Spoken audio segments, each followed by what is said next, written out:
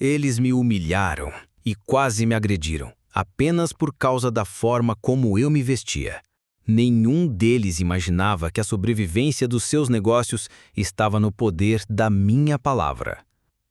Na tarde daquela quarta-feira, o restaurante St. Marcel, o mais exclusivo da cidade, estava fechado para uma reunião privada.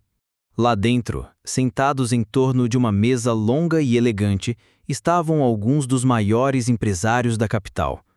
Eles discutiam, em tom tenso e estratégico, como convencer o lendário grupo Feitosa a investir milhões em suas empresas. Foi por um descuido do porteiro que ele conseguiu entrar. O homem de aparência simples, com o rosto marcado pelo tempo e vestes modestas, caminhou tranquilamente até o balcão, mas não chegou a dizer uma palavra. O gerente, ao vê-lo, disparou em sua direção como quem reage a uma ameaça. "Quem você pensa que é?" gritou o gerente com voz cortante. "Aqui não é lugar para pessoas como você." "Um copo d'água, só isso", respondeu o homem com serenidade. "Então vá beber água no chafariz da praça, mendigo", completou um dos empresários rindo alto. Esse lugar já foi melhor frequentado", resmungou outro. "Se soubéssemos que acolhiam mendigos aqui, teríamos reservado em outro restaurante." Risadas ecoaram pela sala, abafadas apenas pelo constrangimento de alguns poucos funcionários. Foi quando Camila, uma das garçonetes, olhou para o homem. Ela não viu apenas roupas velhas ou sapatos gastos. Ela viu dignidade e sentiu vergonha do que havia acabado de acontecer. Enquanto o gerente o empurrava para fora, ela pegou um copo d'água e saiu discretamente pelos fundos. "Aqui está, senhor. Me perdoe por isso", disse ela baixinho. O homem a olhou nos olhos, pegou o copo e respondeu: "Obrigado, Camila. Foi a primeira vez hoje que alguém me tratou como ser humano." Ela se espantou. Ele sabia seu nome. Mas como? O que ninguém ali sabia é que aquele homem, humilhado diante de todos, era o próprio Eduardo Feitosa, o dono do maior grupo de investimentos do país, e que naquele mesmo restaurante ele estava prestes a decidir o futuro daqueles que haviam acabado de rir dele. Naquela noite, Camila não dormiu. Cada palavra, cada zombaria, cada riso de escárnio ecoava em sua mente como se ainda estivessem acontecendo diante de seus olhos. Ela se sentia impotente e, ao mesmo tempo, incomodada demais para deixar aquilo passar. "Eu devia ter feito mais", sussurrou para si mesma, enquanto segurava uma xícara de chá já fria. Camila sabia que, naquele dia, ninguém mais havia enxergado humanidade naquele homem. E isso doía nela. "Preciso reencontrá-lo. De algum jeito." Pensava como quem precisa limpar uma ferida na alma que não é sua, mas machuca mesmo assim. Camila tem 35 anos, separada, mãe de 2 filhos, Gabriel, de 14, e Heloísa, de 12. Criá-los sozinha não foi escolha, foi sobrevivência. O pai das crianças desapareceu há anos, sem deixar rastros, sem pensão, sem notícias. Camila aprendeu na marra a não contar com ninguém e, ainda assim, não endurecer o coração. Sob o avental simples e o uniforme gasto, Camila escondia uma beleza selvagem, dessas que não dependem de maquiagem, mas que brilham no olhar de quem carrega a vida nas costas sem perder a doçura. Era essa mulher, invisível para os clientes, ignorada por gerentes, que teve sensibilidade suficiente para enxergar um gigante disfarçado de invisível. Na manhã seguinte, antes mesmo do sol nascer, Camila acordou com um único pensamento: "Preciso encontrá-lo, preciso saber se ele está bem." E naquele momento, ela não fazia ideia de que esse impulso mudaria o destino dela para sempre. O dia ainda nem havia clareado quando Camila saiu de casa. Não sabia exatamente para onde ir, mas sabia que precisava encontrar aquele homem. Algo dentro dela dizia que ele não era o que parecia ser, E mais do que isso, que ele precisava saber que nem todos ali dentro o desprezavam. Ela voltou à praça em frente ao restaurante. Caminhou devagar, olhando cada banco, cada canto, mas ele não estava lá. "O senhor viu um homem ontem à tarde por aqui? Barba grisalha, roupas velhas?" "Vi sim." "Ficou sentado ali por um tempo, depois entrou num carro preto, desses de luxo. Achei estranho." Camila franziu a testa. "Um carro de luxo?" As peças começaram a se mover. E se ele não fosse apenas um homem comum? E se aquele gesto dela tivesse tocado alguém muito maior do que imaginava? Sem respostas, mas com o coração inquieto, Camila voltou ao restaurante e, ao passar pela porta, foi recebida com frieza pelo gerente. "Atrasada como sempre, pegue seu avental e vá direto para a copa." Camila não respondeu, apenas olhou em volta e sentiu que algo muito grande estava prestes a acontecer. Naquele mesmo instante, o elevador privativo do restaurante descia lentamente. Por trás das portas espelhadas estava o homem que todos haviam ignorado. Mas agora ele não vestia trapos, ele vinha como quem carrega um império. O teste feito por Eduardo Feitosa ao entrar mal vestido no restaurante foi decidido no dia anterior. Com sua vasta experiência em investimento empresarial, ele sabia que nem todos os que buscavam o seu apoio e parceria eram merecedores de receber. Era como se ele tivesse um radar para identificar pessoas que se sentiam superiores, mesmo estando em dificuldades financeiras. Na véspera do encontro com os empresários, ele estava sozinho em seu escritório. O silêncio da noite só era quebrado pelo som distante da cidade que ele ajudou a construir.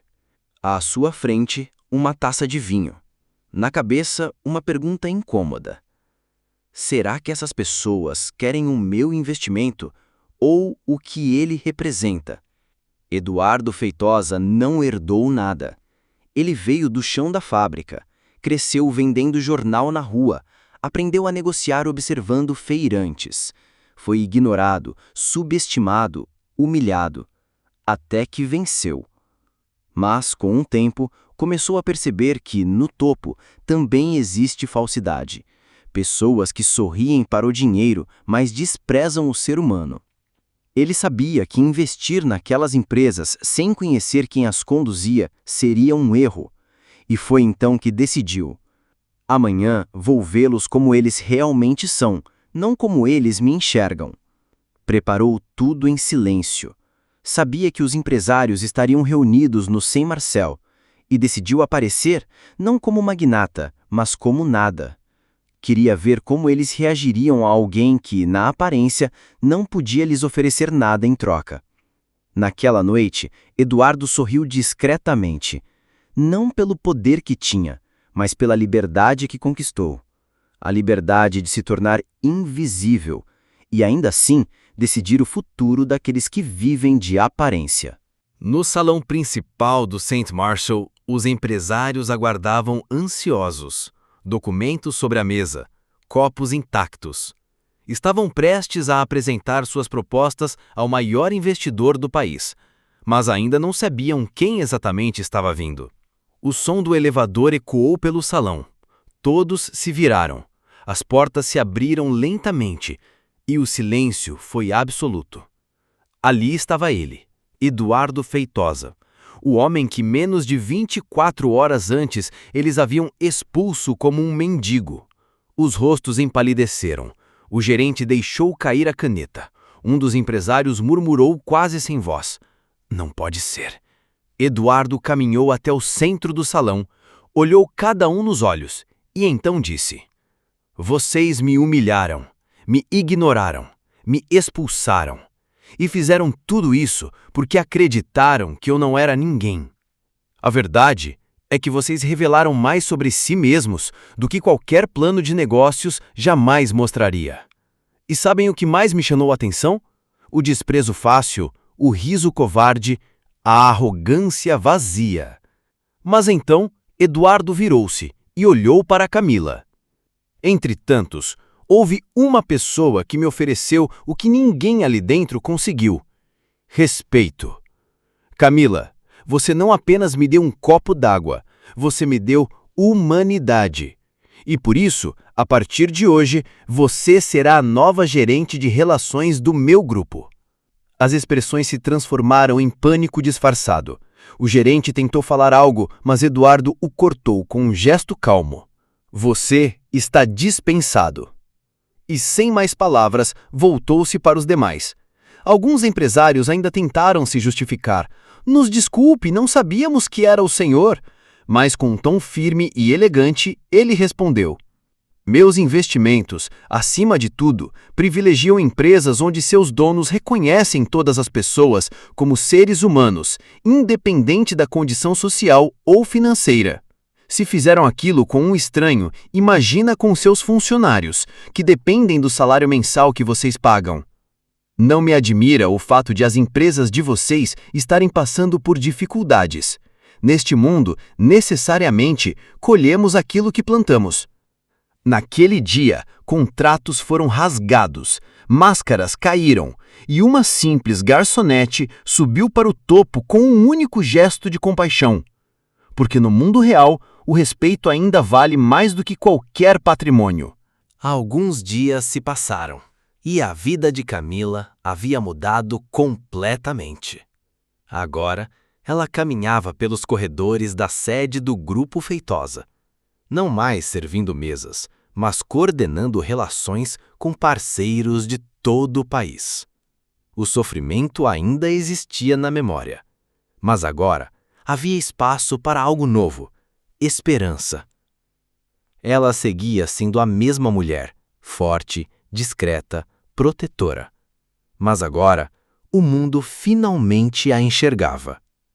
Numa tarde tranquila, Eduardo Feitosa passou por sua sala. Bateu a porta com leveza e disse: Camila, não se esqueça de que foi você quem virou essa página. Eu só dei a tinta. Ela sorriu. Não havia muito o que dizer. Era como se ambos soubessem que aquele encontro nunca foi por acaso. Quanto ao gerente e aos empresários que zombaram de Eduardo, seus nomes sumiram dos acordos, das manchetes e da confiança do mercado. Porque poder sem caráter é só uma ilusão temporária.